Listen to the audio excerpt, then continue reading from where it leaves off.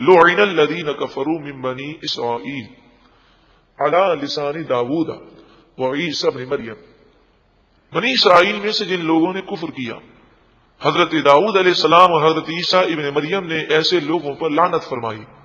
ذالک بما عصوا، اس وجہ سے کہ انہوں نے نافرمانی کی، وکانوا یعتدون، اور وہ حد سے بڑھا کرتے تھے، کانوا لا یتناہون عن منکر فعلوہ، وہ آپس میں ایک دوسرے کو گناہوں سے نہ روکا کرتے تھے، اس لیے سب تباہ ہو گئے، جو گناہ کرتا وہ اسے نہ روکتے۔ اور یہی آج مسلمانوں میں نحوست آ گئی کہ ہم اتنے بے مربت ہو گئے ہیں کہ اللہ اور اس کے رسول کی کوئی نافرمانی کرتا ہے لیکن ہم زبان سے بھی اسے سمجھانے کی کوشش نہیں کرتے۔ لبئس ما کانوا یفعلون، بہت ہی برا وہ کام کرتے ہیں، جو وہ کام کرتے ہیں وہ بہت ہی برا کرتے ہیں۔ ترى كثيرا منهم، تم ان میں سے اکثر کو دیکھو گے، یہودی اور عیسائیوں کو، یتولون الذین کفروا، کہ وہ کافروں سے دوستی کرتے ہیں، حالانکہ کافر سے مراد وہ ہیں جو انجیل کو توریت کو ماننے والے نہیں ہیں، حالانکہ توریت و انجیل کے قانون کے مطابق کفار مکہ سے ان کی دوستی ہو ہی نہیں سکتی، مگر یہ مسلمانوں کے خلاف جب کھڑے ہوتے ہیں تو کافروں سے بھی دوستی کر لیتے ہیں، وہ کافر جو توریت کو نہیں مانتے، وہ کافر جو انجیل کو نہیں مانتے۔ لبئس ما قدمت لهم انفسهم،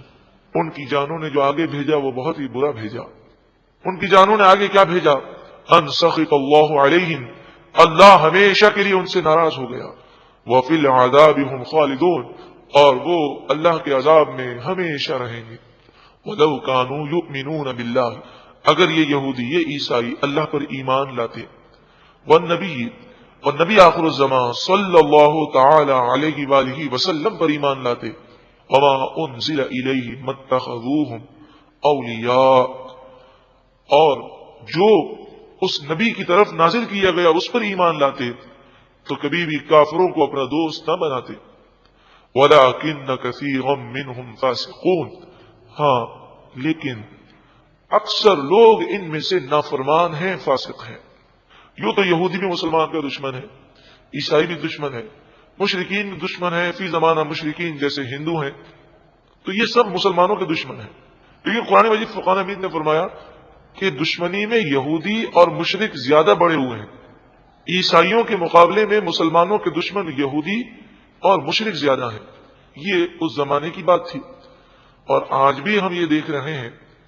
کہ اگر عیسائی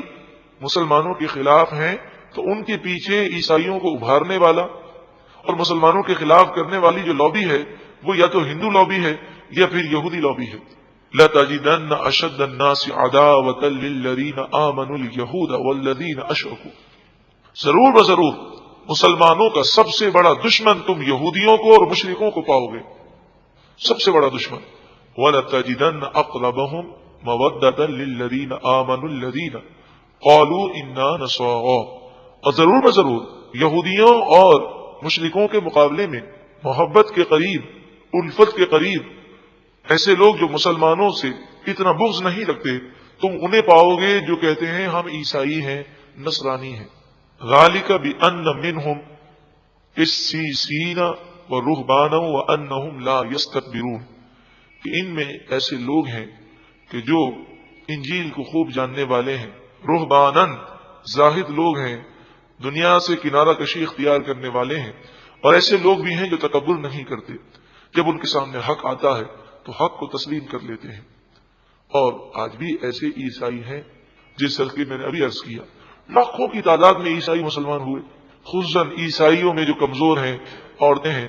وہ ہر سال سینکڑوں کی تعداد میں مسلمان ہو جاتے ہیں۔ اس کی وجہ ان کے سامنے جب حق آتا ہے تو وہ حق قبول کرنے میں آر محسوس نہیں کرتے۔